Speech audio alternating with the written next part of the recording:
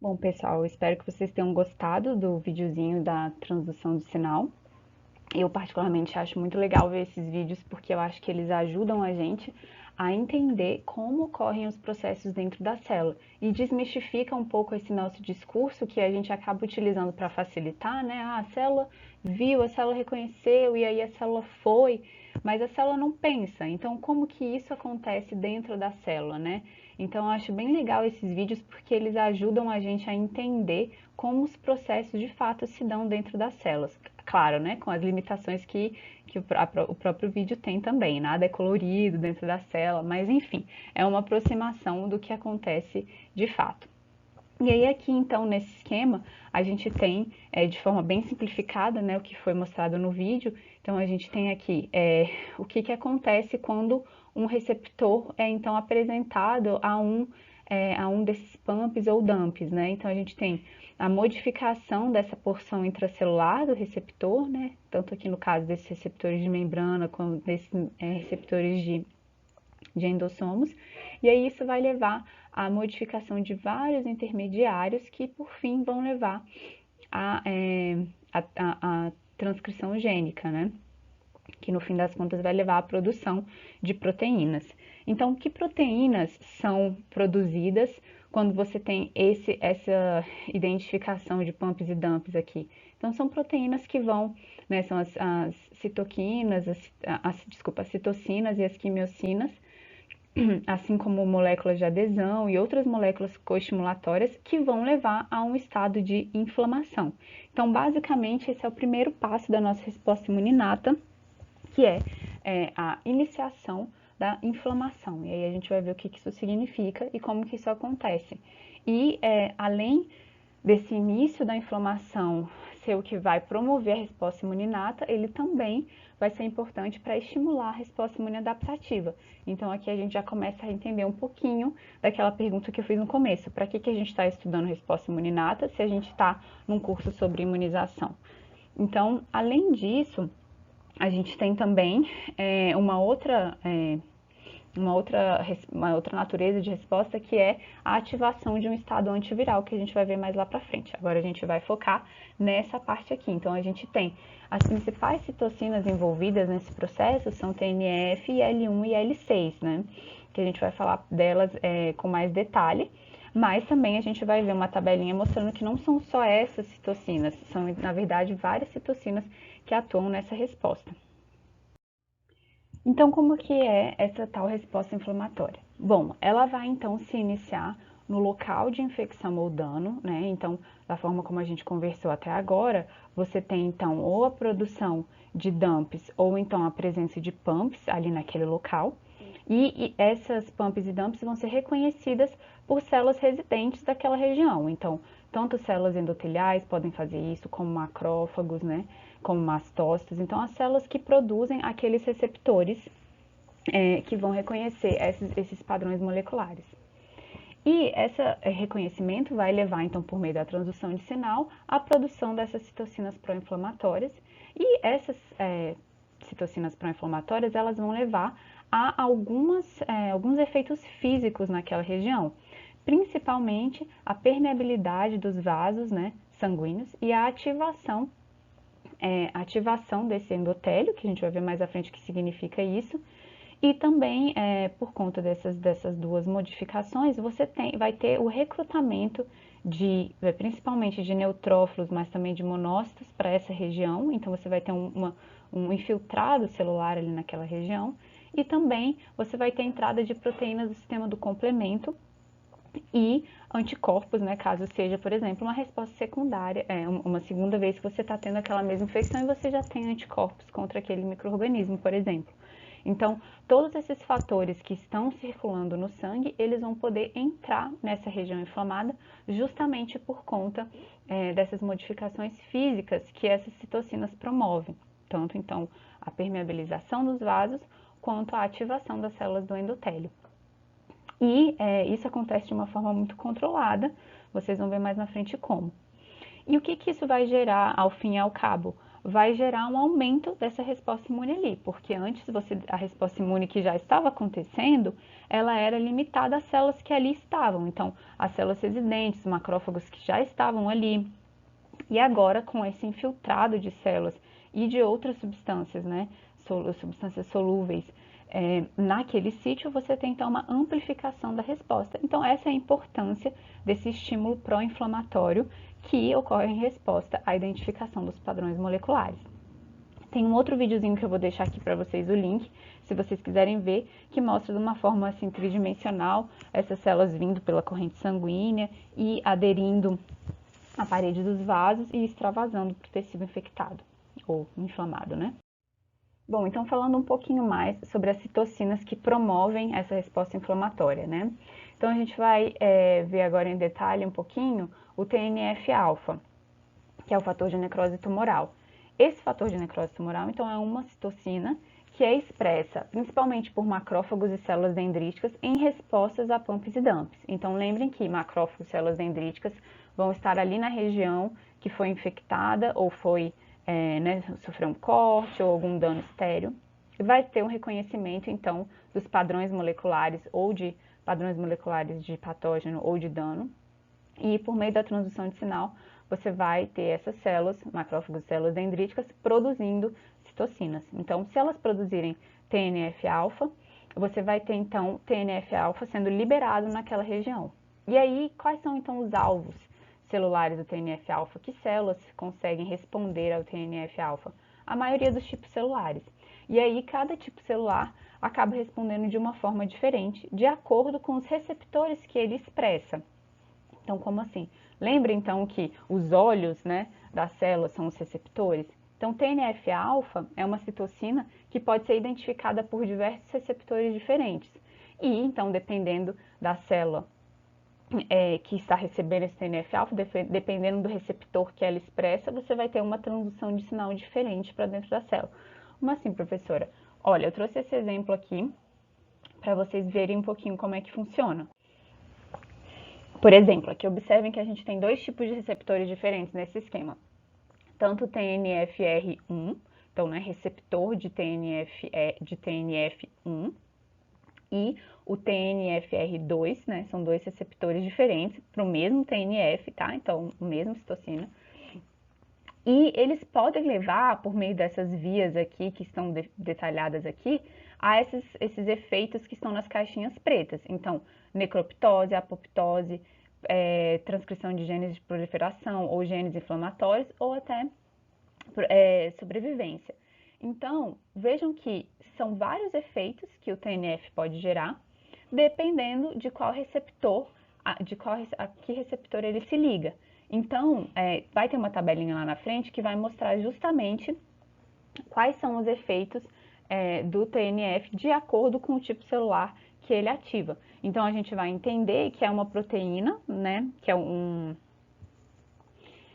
uma citocina, que vai levar a uma gama de respostas diferentes de acordo com o tipo celular que ela está induzindo. Mas, de forma geral, ela é uma citocina pró-inflamatória, então ela vai levar à inflamação. Da mesma forma, a gente tem a interleucina 1, que é a IL-1, que também, como vocês podem ver aqui, ela acaba levando à indução dos mesmos fatores de transcrição do TNF-alfa, ou seja, NF-κB e AP1. E, então, esses fatores de transcrição vão se ligar aos mesmos genes, né, que aqueles induzidos pelo TNF-alfa. Então, eles têm eles têm efeitos bem semelhantes, mas a diferença vai ser como ele vai ser reconhecido, certo? Então, você tem aqui os receptores de IL-1, que também são vários, e de acordo com o receptor vai gerar uma resposta diferente. E eles também a IL-1 também é produzida principalmente por macrófago, mas ela também é produzida por outros tipos celulares, que são neutrófilos, células epiteliais, células endoteliais. E uma diferença em relação ao TNF é que a interleucina 1, ela depende de dois sinais para ser produzida. Então, ela então acaba sendo um pouco mais restritiva na sua produção do que o TNF. Ou seja, a IL-1 ela precisa de sinais que induzam a expressão gênica dela, mas ela é produzida como uma proteína não pronta ainda. Então, para ela ser ativada, é necessário que também seja produzido caspase 1, e a caspase 1, ela vai então clivar a pro-IL-1, tornando ela ativa. Então, esse é um detalhe interessante sobre a IL-1, que necessita então desses dois sinais para que a sua forma ativa seja produzida, secretada e tenha então seus efeitos. E assim como o TNF-alfa, ela também tem como alvo celular vários tipos celulares. E de acordo com o tipo celular, você vai ter a expressão de um receptor de de IL-1 diferente, e isso vai levar a diferentes efeitos celulares. Bom, e a interleucina 6, né? A interleucina 6, ela já vai levar à produção de um fator de transcrição diferente, que é o STAT3, ou seja, vai levar a transcrição de outros genes, né, de genes que são induzidos por STAT3, que basicamente levam a aumento da produção de neutrófilos na medula óssea, diferenciação de linfócitos T, síntese de mediadores inflamatórios no fígado também. Então vejam que esses efeitos também são efeitos pró-inflamatórios, né? E da mesma forma, então, dependendo de qual for a célula que recebe essa IL-6, você vai ter um efeito diferente de acordo com o receptor que estiver identificando esse IL-6. A fonte de IL-6 é principalmente fagócitos mononucleares, células endoteliais, fibroblastos e outras, né? Então, outros tipos celulares que também produzem IL-6 e também em resposta tanto a PAMPs quanto a IL-1 e TNF. Então, vejam que você acaba promovendo uma sinalização amplificada, né, quando você tem esse crosstalk entre citocinas diferentes. Bom, então quais vão ser os efeitos gerais dessas citocinas pró-inflamatórias? Então aqui nesse esquema a gente vê que um macrófago, né, que teve a ativação dos seus receptores por meio da entrada desses micro-organismos, e aí levou então à expressão dessas citocinas.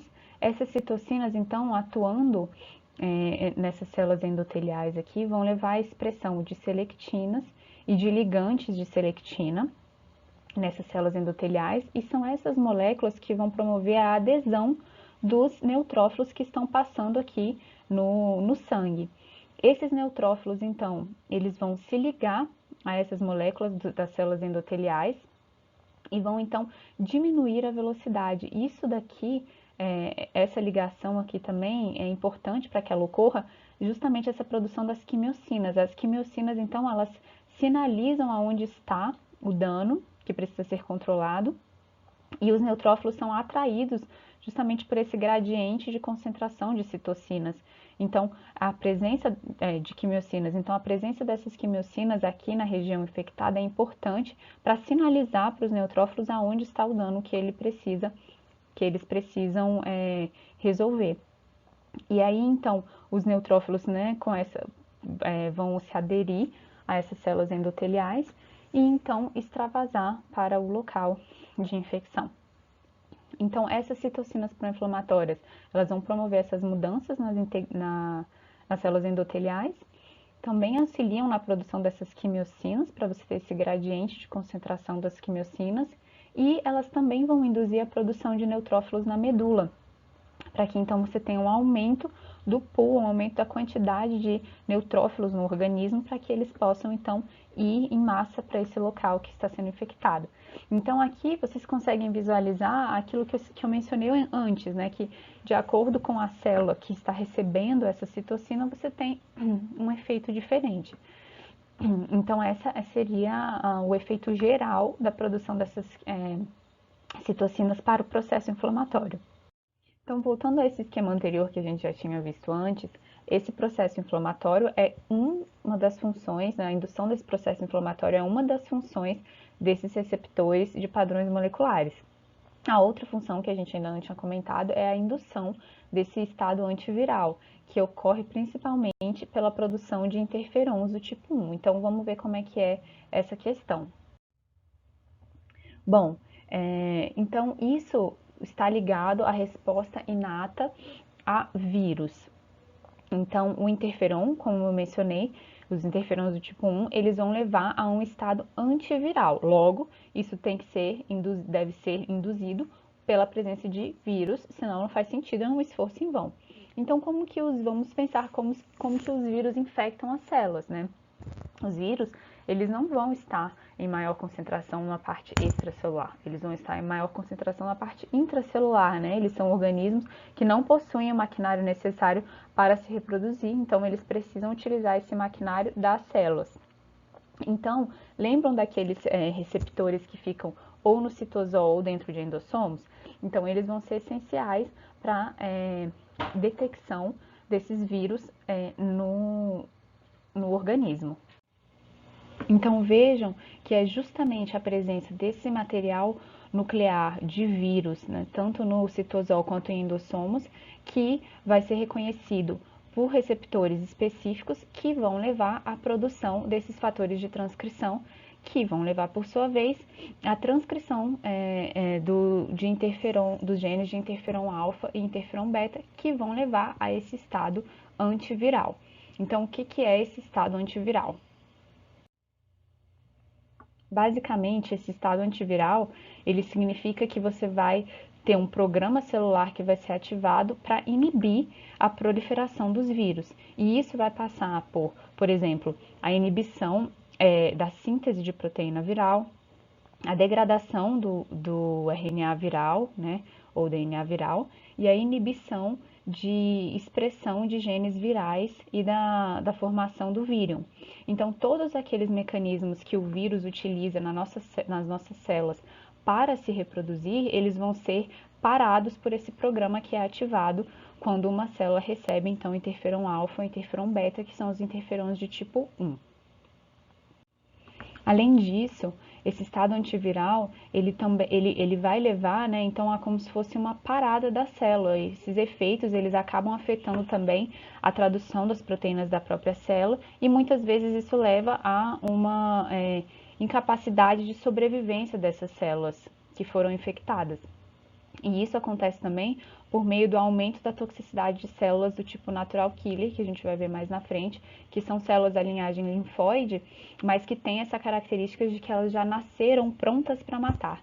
Então, elas não precisam, né, de apresentação de antígeno, de todo aquele processo de ativação dos linfócitos que a gente vai ver na aula seguinte. Elas já estão prontas para matar. E aí, então, esse estado antiviral também sinaliza para as células NK que estão na redondeza de que elas devem eliminar essas células que estão infectadas com os vírus.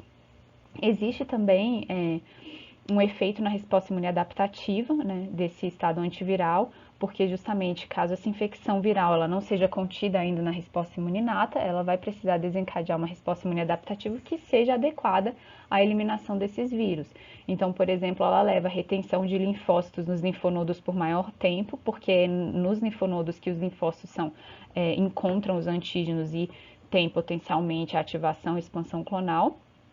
Também leva a um aumento da toxicidade dos linfócitos C citotóxicos e um aumento da apresentação por MHC de classe 1, que é a forma como antígenos virais são apresentados. Mas isso só para pincelar aqui rapidamente, porque a gente vai ver isso melhor na aula seguinte de imunidade adaptativa.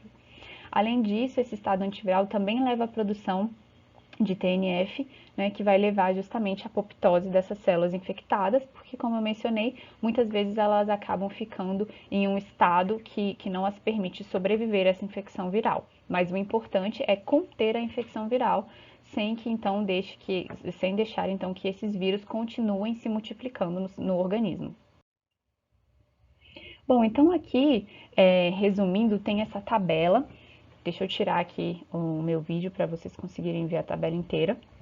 E dentro dessa tabela, a gente tem as principais citocinas da imunidade inata, como eu mencionei antes, né, rapidamente, depois mostrando o esquema, a gente vê aqui, por exemplo, o TNF, que ele vai ter efeitos diferentes dependendo das células-alvo, né, das células que receberem esse TNF. Então, por exemplo, neutrófilos são ativados e vários outros tipos celulares sofrem apoptose quando eles estão expostos a TNF. Então, justamente como eu mencionei agora há pouco, se você tem uma célula infectada com vírus, né, e ela já está ali naquele estado antiviral e ela não tem mais como sobreviver, você vai ter, se tiver a produção de TNF naquela região, essa célula vai sofrer apoptose. Ao passo que neutrófilos, em resposta a TNF, vão ser ativados e, né, então vão fagocitar mais e eliminar os micro-organismos que estejam ali naquela região. Já o efeito de TNF nas células do hipotálamo são a produção de prostaglandinas, levando então ao efeito da febre. Bom, então assim a gente vê que uma mesma citocina acaba tendo vários efeitos diferentes, mas em geral a ideia é que essas citocinas que estão apresentadas aqui, elas são citocinas pró-inflamatórias, algumas são anti-inflamatórias também, como a IL-10, que eu vou falar mais lá na frente na parte do controle, mas essas são as citocinas envolvidas na imunidade inata. E basicamente, né, a função delas, como a gente viu até agora, é principalmente induzir inflamação, inibir a replicação viral, elas também vão levar a uma promoção das respostas de células T, que a gente vai ver em detalhe mais na aula que vem, e elas também vão limitar a resposta inata, que é o que eu falei agora aqui, por exemplo, da IL-10, a gente vai ver lá na frente, porque todo esse processo, como vocês estão vendo, ele pode ser bem destrutivo, ele é destrutivo para os micro-organismos, mas também pode ser destrutivo para as nossas próprias células. Então, o organismo tem que ter uma forma de limitar essa resposta, e isso também ocorre por meio de sinalização de citocinas, a gente vai ver mais para frente.